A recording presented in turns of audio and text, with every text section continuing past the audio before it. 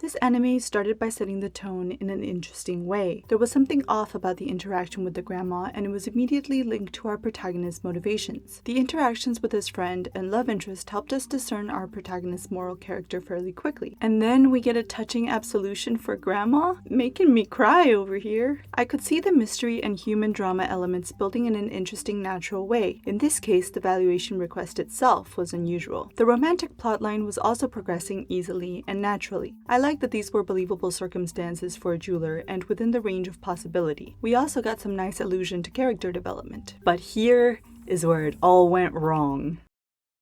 Hello fellow anime geeks, and welcome to my first video in my series where I analyze how an anime I thought was promising went, well, wrong. I've been watching anime for a while now and have gotten pretty good at understanding my personal tastes. But once in a while, an anime comes along that looks oh so delicious, draws me in, and then just leaves me disappointed. By that point, I've wasted my time, flipped my table over, and dropped oranges all over the floor. So that you don't drop your oranges and hopefully add this analysis to your own critical rubric, I'm kicking this series off with the one that duped me this season, Housekishou Richard Shi no Nazokande. Now let's get to that scene. It's another day at the shop. A client walks in. She wants an engagement ring with garnet instead of the popular diamond. She returns when preparations are complete, and then our protagonist Seigi says this: "They're more affordable than rubies, and I think garnets perfectly suit you, Yamamoto-sama. Doesn't it seem like your stone?" He knows nothing about the client and very little about gemstones, so why does he say garnets suit her? While this episode introduces a new character trait in order to excuse this behavior, I'm more inclined to believe that this was just thrown in as poor plot development. On to the client's reaction. She assumes negative intent, that she is not worth a ruby, insults our title character, has a meltdown, and then calms down to tell her life story all within 4 minutes of runtime. They're more affordable than rubies, and I think garnets perfectly suit you, Yamamoto-sama. Doesn't it seem like your stone? So I guess either way, I'm no ruby, huh? Hey, can I ask you something? Have you ever benefited from your good looks? I mean, beautiful women do, so the same thing can be said about handsome men, no? I was just dumped by my boyfriend of 7 years. He found himself a younger girl.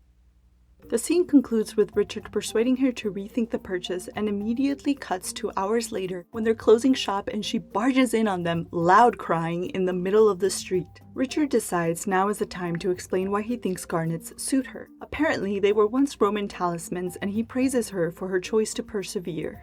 The end. This one scene points to the 3 problems that turned me off Housekishou Richard: over-the-top melodrama, poorly constructed plot lines, and devaluation of protagonist. To tell the truth, I should have guessed at this show's propensity for the melodramatic earlier. This couple is just gonna sit there and discuss their personal problems with these 2 strangers? But how quickly this client got upset to the degree that she did made it completely obvious. I want to show you a counterexample from the brilliantly written Hyoka. In this scene, Hotaro, Chitanda, and Ibara are trying to find their club anthologies in the old clubroom, but an upperclassman from the newspaper club, which now occupies that classroom, is acting suspicious. Even with our protagonist actively trying to push him and a previous confrontation in the hallway, look at the slowly increasing degree of his reactions. He begins amiable, albeit on the nervous side. The stakes get higher with a teacher involved. Fear, but he continues with a reasonable tone. Our protagonist keeps pressing him, and Chitanda from a powerfully connected family jumps in, so finally explosive anger.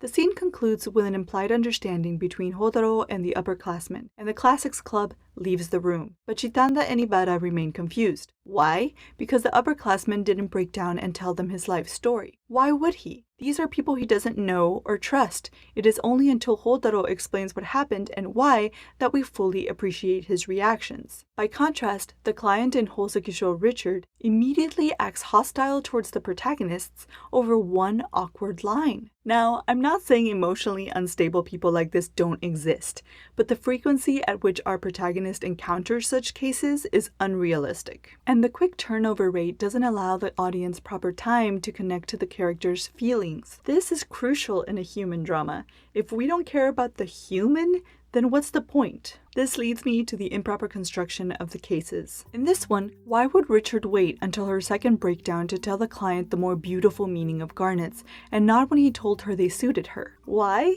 Because there wouldn't have been a storyline then. Writing inappropriate reactions for a character in order to create a plot point doesn't add to the storyline, it detracts from the character. And this poor construction is evident in both the previous case and the following case. In the first, a man takes his family cat away because he doesn't want his pregnant wife contracting toxoplasmosis. Why couldn't he have just shared this information with his son instead of lying to him? By the way, that's not how toxoplasmosis works. The fact that this cat was old and had actually been a stray lowers the risk of him actually shedding toxoplasmosis in his feces because he's likely already immune. In the latter case, we find out Segi has a role model from his old karate club right before he runs into him on the street. And then we are forced to sit through Segi's disillusionment in this character, even though the audience literally just met him. How do these cases serve the protagonist's development?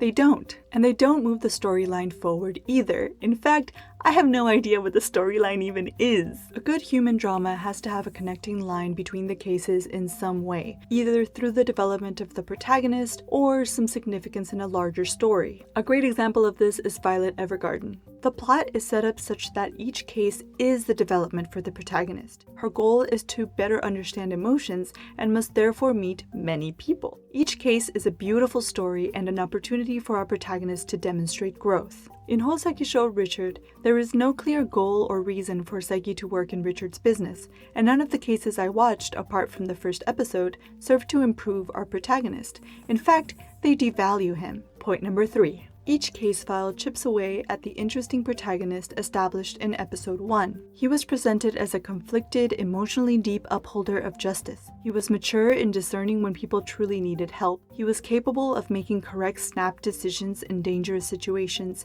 and he went toe-to-toe with Richard, laughing and conversing with him like an equal adult. In the second episode, he is reduced to a gopher who can't make a proper cup of tea. In the third, he is insensitive in a poor attempt to introduce a new character backstory. In the fourth episode, he is now suddenly thoughtless in speech.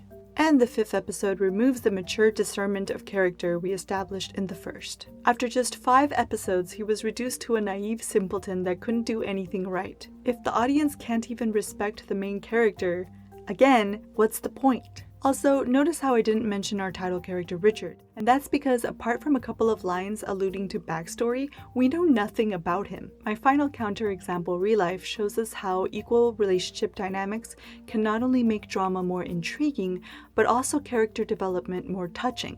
Major ReLIFE anime spoilers ahead, time link in the description to skip. In this scene, Kaizaki Arata is visiting the grave of his late company mentor.